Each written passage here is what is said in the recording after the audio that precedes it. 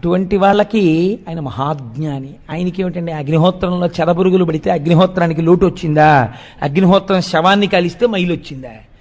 కాబట్టి అనయము లుప్త క్రియాకలాపుండు, వీడికి పని లేదు పాటు లేదు, అలా కూర్చుని ఉంటాడు. ఆయన మహాజ్ఞాని, తనలో తాను రమిస్తూ ఉంటాడు. కాబట్టి అనయము లుప్త క్రియాకలాపుండు మానహీనుండు. మానహీనుడు అంటే ఒంటికి బట్ట కట్టుకోడు. ఒంటికి బట్ట కట్టుకోడు దిగంబర శబ్దం చేత. దిగంబర శబ్దం చేత బట్ట కట్టుకోకపోవడం అన్న దానికి అసలు రహస్యం వేరే ఉంది.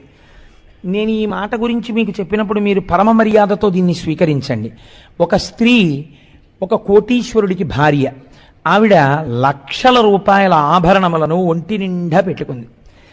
ఇన్ని లక్షల రూపాయలతో తుల్యమైన చీర ఆవిడకి తన యొక్క అలంకరణ సామాగ్రి ఉన్న పేటిక యందు కనపడలేదు. అబ్బో, ఇన్ని లక్షల రూపాయల నగల ముందు దీనితో సమానమైన చీర